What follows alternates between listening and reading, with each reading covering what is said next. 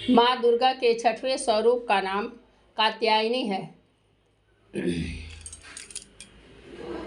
चंद्रहासोज्ज्वलकरा ज्वलकरा शार्दूलवरवाहना कात्यायनी शुभं दद्य देवी दानव घातिनी।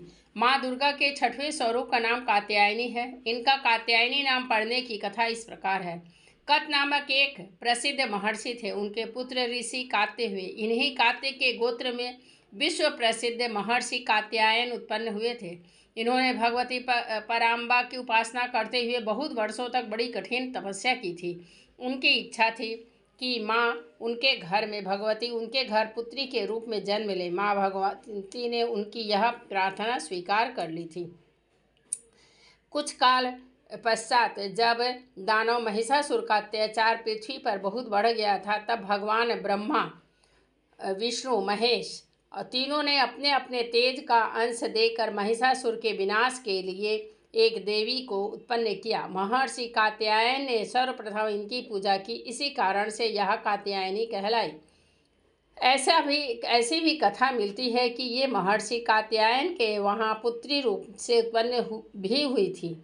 अश्विन कृष्ण चतुर्दशी को जन्म लेकर शुक्ल सप्तमी, अष्टमी तथा नवमी तक 3 दिन इन्होंने कात्यायन ऋषि की पूजा ग्रहण कर दशमी को महिषासुर का वध किया था। माँ कात्यायनी अमोघ फलदायिनी है।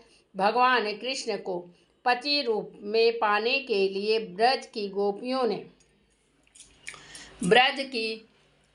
गोपियों ने इन्हीं की पूजा कालिंदी यमुना के तट पर की थी। ये ब्रजमंडल की अधिष्ठात्री देवी के रूप में प्रतिष्ठित है। इनका स्वरूप अत्यंत ही भव्य और दिव्य है। इनका वर्ण स्वर्ण के समान चमकीला और भास्वर है। इनकी 4 भुजाएं हैं। माता जी का दाहिनी तरफ का ऊपर वाला हाथ अभय मुद्रा में है तथा नीचे वाला वर मुद्रा में है। बाईं तरफ के ऊपर वाले हाथ में तलवार और नीचे वाले हाथ में कमल पुष्प सुशोभित है। इनका वाहन सिंह है। दुर्गा पूजा के 6वें दिन इनके स्वरूप की उपासना की जाती है।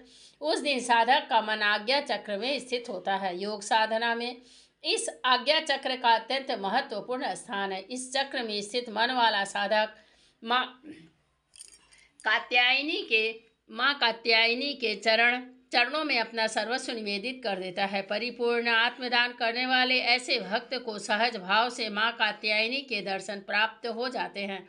माँ कात्यायनी की भक्ति और उपासना द्वारा मनुष्य को बड़ी सरलता से अर्थ, धर्म, काम, मोक्ष 4 फलों की प्राप्ति हो जाती है। वह इस लोक में स्थित रहकर भी अलौकिक तेज और प्रभाव से युक्त हो जाता है। उसके रोग, शोक, संताप, भय आदि सर्वथा विनष्ट हो जाते हैं।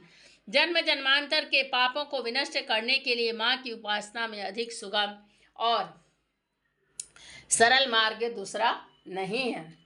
इनका उपासक निरंतर इनके सानिध्य में रहकर परम पद का अधिकारी बन जाता है। अतः हमें सर्वतोभावेन माँ के शरणागत होकर उनकी पूजा उपासना के लिए तत्पर होना चाहिए। जय माँ कात्यायनी देवी की जय। माँ कात्यायनी देवी की जय। ओम सर्वमंगल मांगल्ये शिवे सर्वार्थे साधिके शरण्ये त्र्यंबके देवी नारायणी नमस्तुते। जयंती मंगला काली भद्रकाली कपालिनी दुर्गा शिवा क्षमा धात्री स्वाहा स्वधा नमस्तु। ओम ऐसी सरस्वती नमो नमः।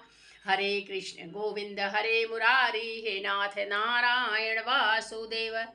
ओम ब्रह्म मुरारी त्रिपुरांतकारी भानु शशि भूमि सुद बुधस्य गुरुवस्य शुक्र शनि राहु केतवे सर्वमंगल शांति कर। जय मां।